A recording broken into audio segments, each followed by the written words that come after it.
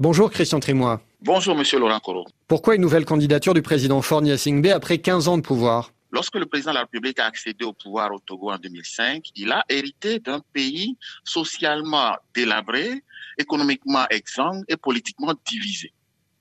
Il a progressivement reconstruit politiquement le pays en faisant toutes les réformes constitutionnelles et institutionnelles nécessaires. Il a économiquement relancé la dynamique de développement du pays et puis abordé le chantier, l'important chantier social de reconstruction sociale du pays. Donc son bilan parle pour lui. La deuxième raison, ce sont les qualités humaines de la personnalité dont nous parlons. Mais monsieur le ministre, qu'est-ce que le président Faure Gnassingbé n'a pas fait en 15 ans qu'il pourra faire lors d'un nouveau mandat?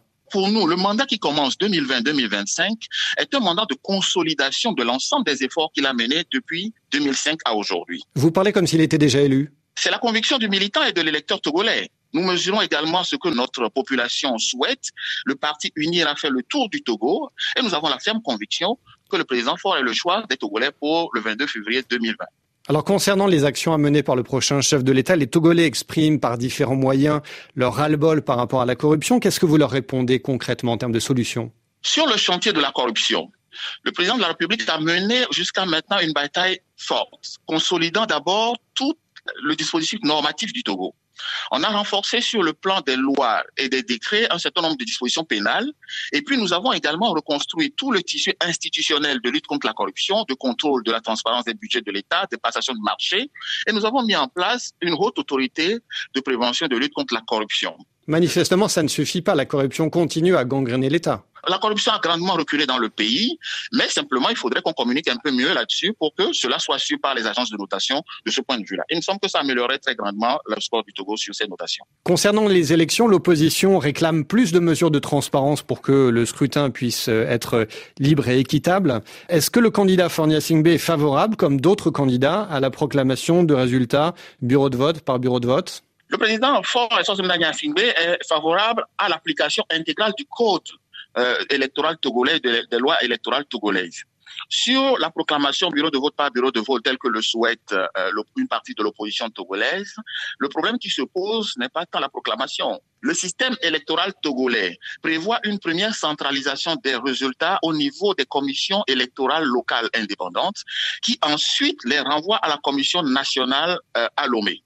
Et donc, ce schéma ne peut pas être contourné par une proclamation bureau de vote par bureau de vote depuis Lomé. Autrement, l'échelon intermédiaire des commissions électorales nationales serait inutile.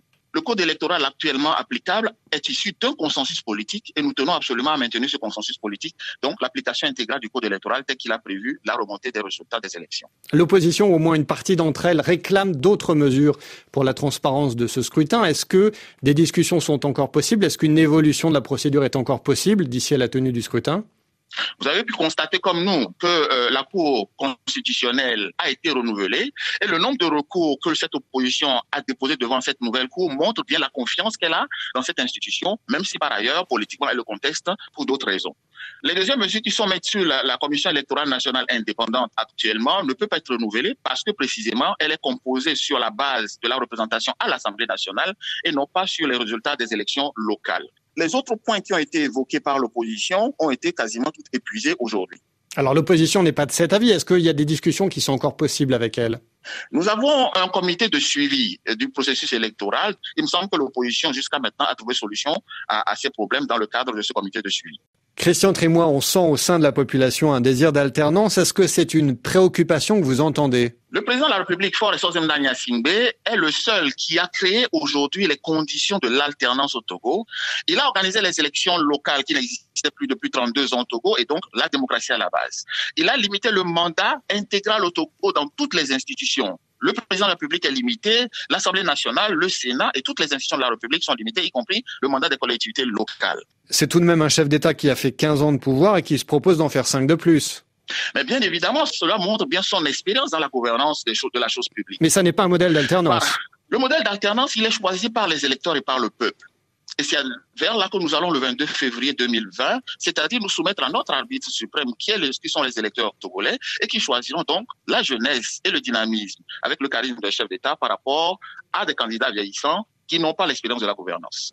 Christian Trimois, merci.